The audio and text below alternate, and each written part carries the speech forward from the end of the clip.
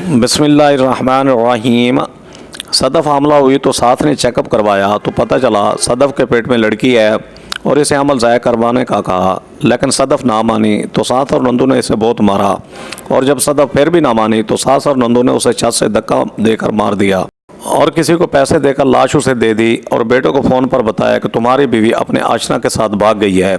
सरफराज ये सुनकर बहुत रोया क्योंकि उसे पता था उसकी बीवी बहुत नेक है और वो अगले दिन ही वापस लौटा तो दरवाजे पर माँ बहनों के कदम तले से ज़मीन निकल गई, क्योंकि सरफराज शहजादियों की तरह रखूँगी मैं अपनी सदफ़ को। अरे इसका होने वाला मियाँ तो इटली में रहता है और वहाँ से लाखों रुपए भेजता है, इसे तो कभी किसी चीज़ की कमी नहीं होने दूंगी। खाला ने सदफ़ का माथा चूमकर प्यार किया तो वो शर्मा गई। उसकी शादी के दिन रखे जा चुके थे। सरफराज उसकी खाला का बेटा था। सदफ़ ने जो ही कॉलेज ख़त्म किया तो अम्मा को इसकी शादी करने के लिए सबसे पहला घर अपनी प्यारी बहन का ही नज़र आया। जब दूसरे गांव में रहती थी, गांव में रहने के बावजूद उनका रहन सहन बेहद आला था।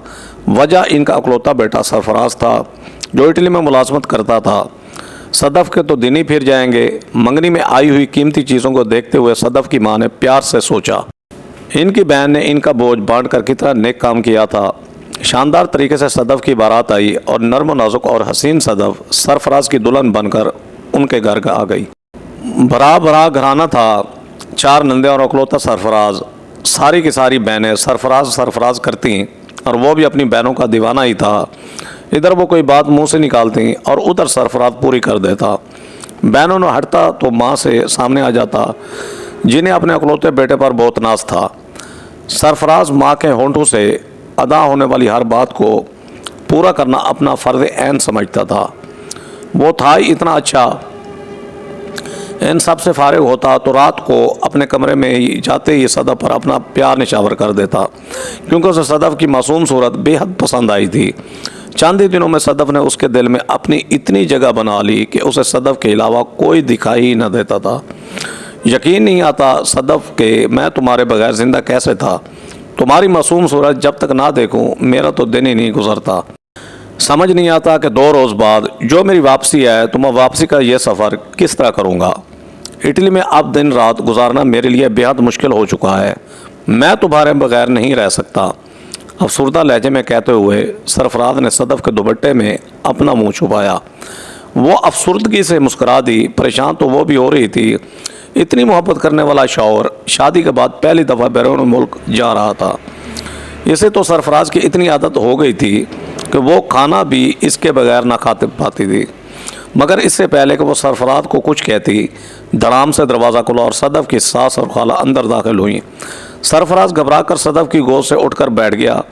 अरे परेशान क्यों होता है? तेरी बीवी यहाँ कौन सा अकेली है? बड़ा बड़ा घराना है, तेरी 4 बहनें हैं, मैं हूँ, हम लोग इसका पूरा ख्याल रखेंगे। तू ध्यान से अपनी ड्यूटी कर, यह ना हो कि मोहब्बत के चक्कर में तुझे नौकरी से निकाल दिया जाए। खालों को बगैर बताए अंदर आने पर कोई शर्मिंदगी नहीं थी। सदफ़ हैरान रह गई मगर उसने कुछ ना कहा। वो पहले ही नए माहौल में थोड़ी घबराई घबराई सी थी। इसे यूँ महसूस हो रहा था कि खाला जब से सास बनी है इनका रवैया काफ़ी हद तक बदल गया है। वो सरफराज के साथ बैठी होती तो खाला इन दोनों के दरमियान में आकर बैठ जाती या अपनी किसी बेटी को इनके साथ बैठने के लिए भेज देती। सदफ़ की 4 खालाजाद बहनें जो पहले सारा दिन सदफ़ किया करती थीं, अब बहाने बहाने से इसे टोक देती। मगर सदफ़ को यह सब कुछ अपना वहम महसूस हो रहा था। सरफराज 2 रोज़ बाद नौकरी पर वापस चला गया और सदफ़ को यूँ लगा जैसे पूरा घराना वैरान हो गया हो। लोगों से भरे हुए घर में वो सारा दिन उदास फिरती और तंग आकर अपने कमरे में बंद हो जाती। कमरे में भी सरफराज की सरगोशियाँ उसके कानों में गूंजतीं तो इसे किसी पल चैन ना आता। सरफराज को गए हुए एक ही दिन गुजरा था जब साद ने बेहद प्यार से सदफ़ का हाथ खीर में डलवा दिया। अब घर की मालकन तो तुम हो, तुम्हें पता होना चाहिए कि घर के कामकाज किस तरह करने हैं। बनाओ भाई, अब अपनी मर्जी के खाने मेरी बूढ़ी हड्डियों में तो अब ज़रा जान नहीं है। खाला ने अपने दोनों हाथ खींच लिए और किचन की बारी जिम्मेदारी सदफ़ के नाजुक कदमों पर आन पड़ी, मगर उसने बाखुशी इसे निभाना शुरू कर दिया। 4 नंदे कोई काम न करती थीं। इन्हें दिन रात बस एक ही काम था, वो मोबाइल्स में देख देख कर महंगे कपड़ों के डिज़ाइन निकालती और फिर माँ से सर हो जाती। کہ بھائی سے پیسے منگوا دو، ایسے کپڑے بنوانے ہیں۔ خالہ ایک دو دفعہ تو ٹالتی مگر پھر سرفراز کو فون کھڑکا دیتی۔ صدف دیکھ دیکھ کر حیران ہوتی تھی کہ خالہ ہر آئے روز سرفراز سے پیسے منگواتی ہے۔ صدف کے پاس اس کا اپنا موبائل تھا جس پر وہ رات گئے سرفراز سے باتیں کیا کرتی تھی۔ ایک روز باتوں کے دوران ہی اچانک سرفراز نے اس سے پوچھ لیا، کیا بات ہے گھر میں سب لوگ مجھ سے پیسے منگواتے ہیں اور اپنی ضرورتیں بتاتے رہتے ہیں مگر تمہاری ابھی تک ایک بھی ضرورت سامنے نہیں آئی؟ شادی کو کئی مہینے گزر گئے ہیں، ابھی تک تم نے مجھ سے پیسے نہیں مانگے۔ سرفراز کی شوق بات کے جواب میں صدف ہنس دی، پیسے مانگنے کی کیا ضرورت ہے؟ گھر میں ضرورت کی ہر چیز تو موجود ہے، اور ویسے بھی آپ بغیر کہے میرے اکاؤنٹ میں اچھی خاصی رقم بھیج تو دیتے ہیں، پھر بھلا میں کیوں مانگوں؟ صدف کے جواب پر سرفراز کے دل میں ایک دفعہ پھر اس کی محبت بڑھ گئی۔ صدف کی انہی معصوم باتوں نے تو اس کے دل میں جگہ بنا لی تھی، مگر صدف یہ نہیں جانتی تھی کہ بند دروازے کے باہر کھڑی ہوئی ساس نے کان لگا کر اس کی یہ بات سن لی ہے۔ اگلے دن صدف کمرے سے نکلی تو پورے گھر کا حلیہ ہی بدلا ہوا تھا۔ ساس دوپٹہ باندھے باہر چارپائی پر لیٹے ہائے ہائے کر رہی تھی۔ صدف گھبرا کر ان کے پاس گئی، کیا ہوا خالہ جان، آپ کی طبیعت خراب ہے کیا؟ صدف نے کہا تو خالہ نے اس کا ہاتھ جھٹک کر اسے ایک زوردار دھکا دیا، ارے پیچھے ہٹ جا بڑی آئی میری ہمدردی بننے والی، تجھے پتہ تو ہے کئی دنوں سے میرے سر میں درد رہتا ہے۔ یہاں گاؤں کے نکمے ڈاکٹر نے بولا بھی تھا کہ شہر کے بڑے ڈاکٹر سے جا کر دوائی لینی ہے اور اپنا علاج کروانا ہے۔ کیا پتہ میرے دماغ میں کوئی رسولی ہو گئی ہے، لیکن میرے پاس کہاں پیسے ہوتے ہیں کہ میں اپنا علاج کروا سکوں۔ اس غریب کو کس نے پوچھنا ہے، ایک ہی بیٹا تھا، جب سے اس کی شادی کی ہے اس نے مجال ہے کبھی ماں کو فون کر کے پوچھا ہو کہ اسے کوئی ضرورت ہے یا نہیں۔ صدف گھبرا گئی، اسے سمجھ نہ آیا کہ خالہ کس بات کی شکایت کر رہی ہے۔ تھوڑی دیر کے بعد خالہ کا مدعا اس کی زبان پر آ گیا۔ انہوں نے صدف سے اس کے اکاؤنٹ میں موجود پیسے نکلوانے کی بات کی۔ صدف کو بھلا کیا اعتراض ہو سکتا تھا، وہ تو خالہ کو اپنی ماں کے برابر سمجھتی تھی۔ وہ فوراً چھوٹی نند کے ساتھ بینک گئی اور اکاؤنٹ میں جتنی رقم موجود تھی سب نکلوا کر لے آئی۔ ہاتھ میں نوٹ دیکھے تو صدف کی ساس حشاش بشاش ہو کر اٹھ بیٹھی۔ انہوں نے جھپٹنے کے انداز میں صدف سے ساری رقم لے لی۔ ہاں یہ اچھا کیا، اب میں پیسوں سے اپنی دوائی لے آؤں گی، چل جا اٹھ میرے لیے چائے بنا کر لا۔ پیسے لیتے انہوں نے صدف کو بھگانے کی گئی۔ صدف خاموشی سے اٹھ گئی۔ تھوڑی دیر کے بعد صدف کچن کے کام کاج میں مشغول تھی جب اچانک سے اسے پیر سے ساس کے رونے دھونے کی آوازیں سنائی دیں۔ وہ گھبرا کر باہر نکلی مگر ساس نے اس بار موبائل فون کان سے لگا رکھا تھا۔ صدف کو اندازہ ہو گیا کہ سرفراز کی کال ہے۔ ساس دہائیاں دیتے ہوئے سرفراز کو کہہ رہی تھی کہ گھر میں بھوک اور پیاس کے مارے فاقے ہو رہے ہیں، چھوٹی بہنوں کی کالج اور یونیورسٹی کی فیسیں جمع کرانے کے لیے ان کے پاس پیسے نہیں ہیں، گھر میں دال اور سبزی پک رہی ہے اور سرفراز کو سب کا کوئی خیال نہیں، بلکہ وہ اپنی بیوی کو الگ سے پیسے بھیج کر اپنی ساری دولت لٹا رہا ہے۔ صدف حیران تھی، خالہ کو آخر کیا ہو گیا ہے؟ دوسری جانب شاید سرفراز بھی انہیں یہی کہہ رہا تھا کہ صدف نے پیسے مانگے تو نہیں، وہ خود ہی بھیج دیتا ہے، مگر خالہ صدف کو انتہائی برا بھلا کہتے ہوئے یہ ثابت کر رہی تھی کہ وہ بے دریغ پیسہ اڑاتی ہے اور سرفراز کو چاہیے کہ وہ گھر میں بھیجنے والی رقم بڑھائے۔ کافی دیر تک خالہ سرفراز سے لڑتی رہی۔ دوسری جانب شاید سرفراز نے خالہ کی بات مان لی تھی کہ وہ ان کے لیے بھیجی جانے والی رقم میں اضافہ کر دے۔ خالہ کچھ دیر چپ رہی، پھر اچانک بولی، سرفراز بیٹا کیا تجھے مجھ پر بھروسہ نہیں ہے جو صدف کو الگ سے پیسے بھیجتا ہے؟ تو یوں کہا کر سارے پیسے مجھے بھیج دیا کر، صدف تو میرے پاس ہی ہوتی ہے، اسے جس چیز کی ضرورت ہوئی میں خود اسے لے دیا کروں گی اور اسے جیب خرچی دے دیا کروں گی۔ خالہ کی بات پر صدف چپ سی رہ گئی۔ کیا بتاتی کہ خالہ کا رویہ اس کے ساتھ اتنا دوستانہ تو تھا نہیں کہ وہ اپنی کوئی ضرورت اپنے بتا پاتی۔ سارا دن تو ان کا بس ایک ہی کام تھا، اٹھتے بیٹھتے اسے کم جہیز لانے اور اس کی ماں کے بچپن کے کیے ظلم و ستم گنواتی رہتی تھی۔ سرفراز نے فون بند کر دیا اور اس کے بعد تو صدف کی گویا شامت ہی آ گئی۔ خالہ نے صدف سے بیر باندھ لیا۔ نہ صرف انہوں نے بلکہ ان کی چاروں بیٹیوں نے صدف کی زندگی اجیرن بنا دی۔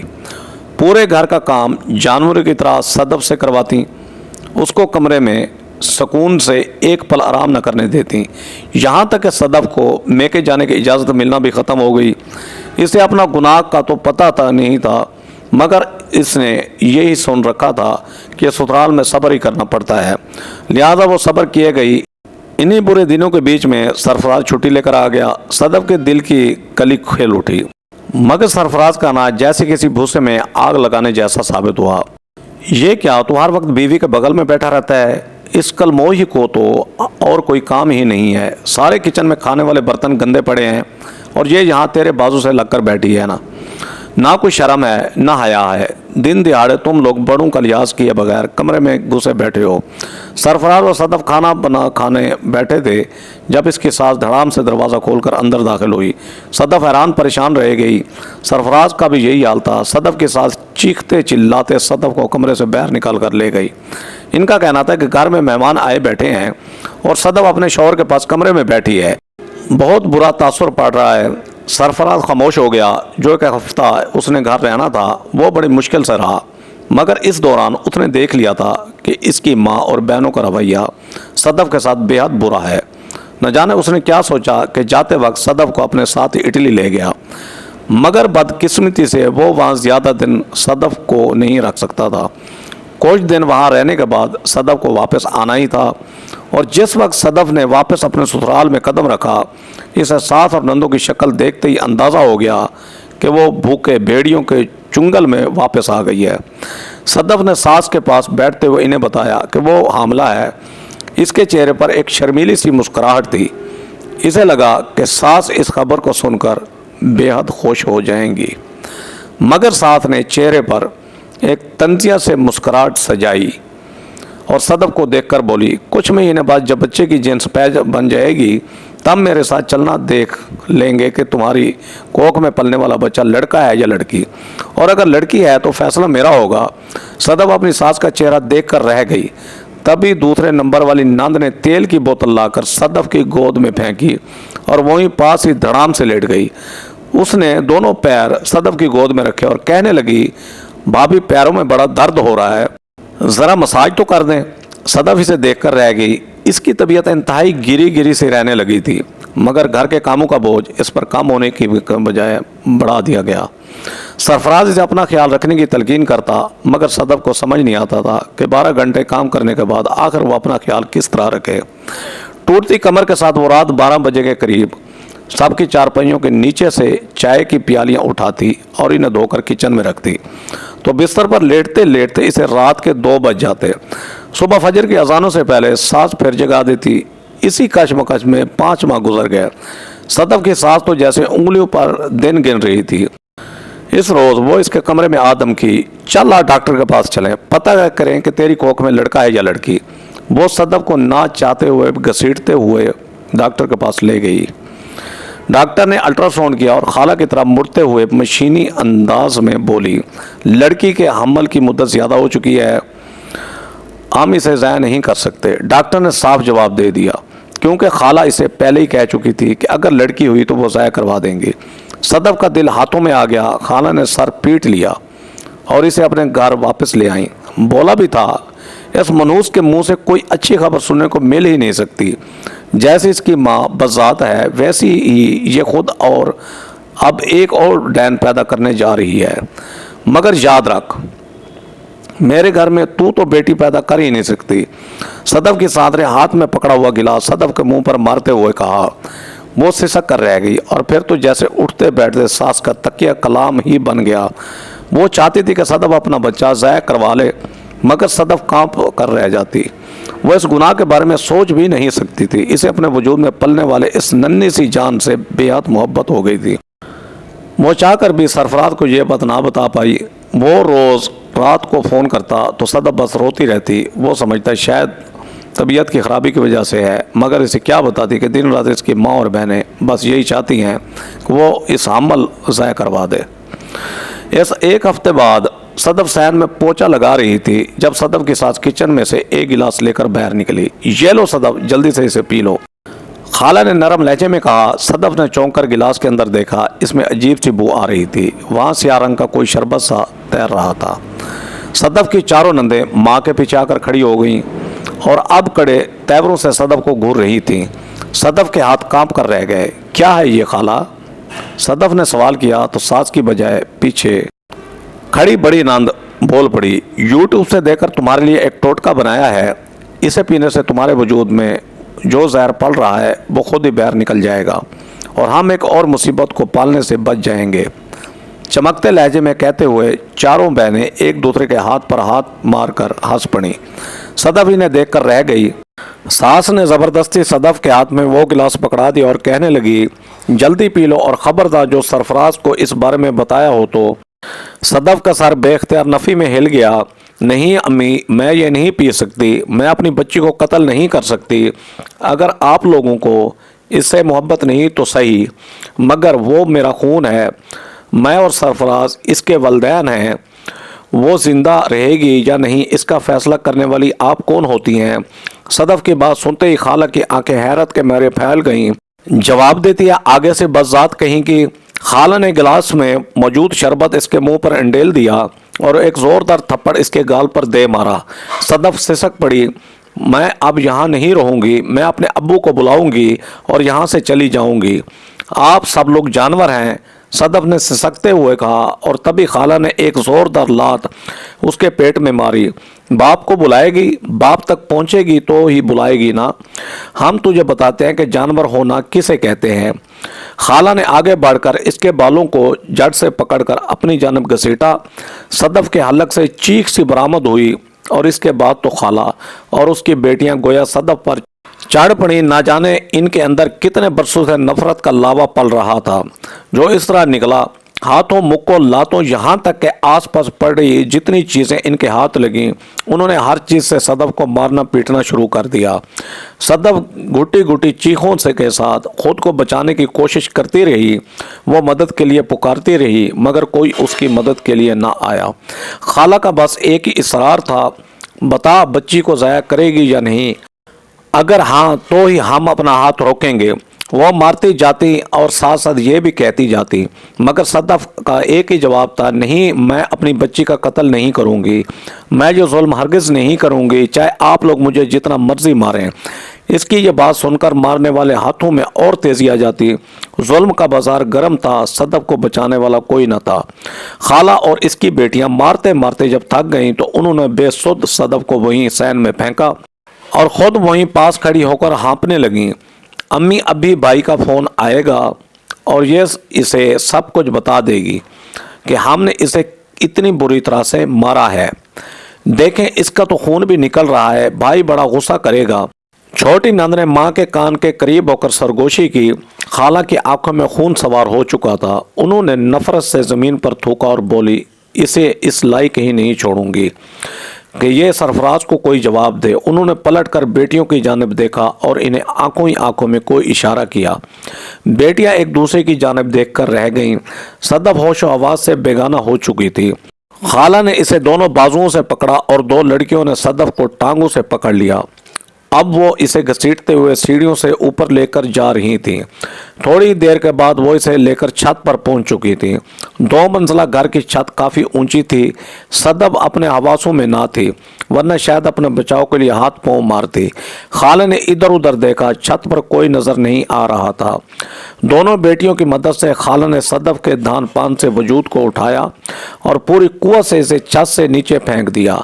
चटाक की आवाज़ आई और सदफ नीचे फर्श से जा टकराई। बदकिस्मत थी, ज़मीन पर गिरती इसका सर फटा और इसके आसपास खून किसी तालाब की सूरत फैलने लगा। खाला फिरौन बनी हुई थी, लपक कर सीढ़ियों उतरते नीचे आई और उन्होंने सदफ की नब्ज चेक की। ये जिंदा है, अभी भी सांस चल रही है। खाला ने नफरत से कहा। तभी सदफ की सबसे छोटी नंद लपक कर अंदर गई और जब वापस आई तो इसके हाथ में एक तकिया था। खाला ने तकिया पकड़ा और पूरी कुव्वत से सदफ के मुंह पर दे दिया। इसका बेहोश वजूद खुद को बचाने के लिए फड़फड़ाने लगा, मगर खाला ताकतवर थी। इन्होंने तकिया तब तक दबाए रखा जब तक सदफ की सांसें ख़त्म ना हो गईं। बदकिस्मत सदफ मर चुकी थी। खाला और इसकी बेटियां हाँपते हुए अब साइडों में बैठी थीं। नफ़रत ख़त्म हो गई थी, अब इसकी जगह तशवीश ने ले ली थी। اب اس کی لاش کا کیا کریں؟ پریشان ہوتے ہوئے ماں نے اپنی بیٹیوں سے پوچھا، شاید وہ اس کا طریقہ بھی یوٹیوب سے ڈھونڈ نکالتی۔ کچھ دیر سوچنے کے بعد آخر خالہ کو اس کا حل بھی نظر آ گیا اور وہ اندر آ گئی اور قربانی کے جانور کو ذبح کرنے والی بڑی چھری اٹھا لی۔ اگلے ہی پل انسانیت نے شرما کر اپنی آنکھیں بند کر لیں۔ خالہ اسی تیز دار چھری سے صدف کا گلا کاٹ کر الگ کر رہی تھی۔ جب وہ گلا کاٹ چکی تو اس نے صدف کے باقی جسم کے چھوٹے چھوٹے ٹکڑے کر کے اسے بوریوں میں بند کر دیا۔ صدف کا سر چھوٹی نند نے اٹھا کر چولہے پر رکھا اور آگ جلا دی۔ معصوم سورج صدف کا چہرہ آگ کی لپیٹوں سے جل کر خاکستر ہونے لگا۔ تھوڑی دیر کے بعد اس کے نقوش مٹ چکے تھے۔ ماں نے رات ہونے کا انتظار کیا۔ جب رات کی تاریکی چاروں جانب پھیل گئی تو چپکے سے جا کر بوری میں بند صدف کی لاش کو قریبی نہر میں بہا آئی۔ وہ یوں مطمئن تھی جیسے اس نے دنیا سے کسی برائی کا خاتمہ کر دیا ہو۔ اس کے چہرے پر شرمندگی کا ایک شائبہ تک نہ تھا۔ لیکن جس وقت صدف کی سانس نے گھر واپس قدم رکھا، صدف کی چھوٹی نند گھبرائی ہوئی اندر سے آئی۔ امی بھابھی کے موبائل پر بھائی کی کال آ رہی ہے۔ ایک پل کے لیے تو خالہ کے قدم بھی ڈگمگا گئے۔ وہ موبائل ہاتھ میں لے کر کتنی دیر تک تو اسے دیکھتی رہی اور پھر انہوں نے موبائل کا والیوم کم کر کے اسے اپنے ہاتھ میں پکڑ لیا۔ اب ان کے چہرے پر ایک شاطرانہ مسکراہٹ تھی۔ 2 روز تک مسلسل صدف کے نمبر پر سرفراز کا فون آتا رہا مگر گھر میں کسی نے نہ اٹھایا۔ آخر ایک روز سرفراز نے ماں کے نمبر پر فون کیا۔ امی کیا بات ہے، صدف فون نہیں اٹھا رہی کیا؟ اس کی طبیعت تو ٹھیک ہے۔ سرفراز کے پوچھنے پر خالہ نے یکدم آسمان سر پر اٹھا لیا۔ ہائے ہائے، میرا معصوم بچہ لٹ گیا، مکار بیوی نے دھوکہ دے دیا۔ ارے وہ بغیرت گھر میں ہوگی تو فون اٹھائے گی نا۔ پرسوں رات ہی اپنے کسی آشنا کے ساتھ گھر سے بھاگ گئی ہے۔ محلے کے لڑکے کے ساتھ کئی دن سے اس کا آنکھ مٹکا چل رہا تھا۔ چھوٹی نے اپنی آنکھوں سے اسے فرار ہوتے ہوئے دیکھا ہے۔ ہم تجھے اس لیے نہیں بتا رہے تھے کہ تیرا دل ٹوٹ جائے گا۔ سرفراز سناٹے میں رہ گیا۔ وہ مان ہی نہیں سکتا تھا کہ صدف اتنی بڑی حرکت کر سکتی ہے۔ اس نے تو کبھی صدف کو ایسا نہ پایا تھا۔ وہ معصوم اور نیک سیرت تھی اور اپنے بچے کے لیے کس قدر خوش تھی۔ سرفراز کو یاد آیا پچھلے کچھ دنوں سے وہ مسلسل روتی رہتی تھی۔ فون اس کے ہاتھ سے چھوٹ کر نیچے جا گرا۔ وہ صدف سے بے حد محبت کرتا تھا۔ اس کا یوں چلے جانا اس سے برداشت نہ ہو رہا تھا۔ دوسری جانب خالہ اور اس کی بیٹیاں مطمئن تھیں کہ انہوں نے سانپ بھی مار دیا اور لاٹھی بھی نہیں ٹوٹی۔ ایک روز اسی اطمینان میں گزر گیا مگر اگلے دن دوپہر کے وقت دروازہ بجا تو خالہ نے جا کر دروازہ کھولا اور تبھی ان کے قدموں تلے سے زمین نکل گئی، کیونکہ سامنے سرفراز کھڑا تھا مگر وہ اکیلا نہیں تھا، اس کے ساتھ پولیس بھی کھڑی ہوئی تھی۔ سرفراز اس وقت پولیس والوں سے ہی بات کر رہا تھا۔ شاید جیسے ہی سرفراز وہاں پہنچا تھا اسی وقت پولیس بھی وہیں آ گئی تھی۔ خالہ کے پیروں تلے سے زمین نکل گئی کیونکہ پولیس سرفراز سے کہہ رہی تھی، سر ہمیں ندی میں سے لاش کے ٹکڑے ملے ہیں، بدقسمتی سے وہ کسی عورت کے ہیں اور عورت کے ہاتھوں میں جو انگوٹھی ہے ہمیں تفتیش کرنے پر پتہ چلا ہے کہ وہ انگوٹھی آپ کے گھر والوں نے بنوائی تھی، اس لیے ہم پتہ کرنے آئے ہیں۔ سرفراز گویا گنگ سا ہو کر کھڑا رہ گیا۔ خالہ کے تو گویا پسینے چھوٹ گئے تھے۔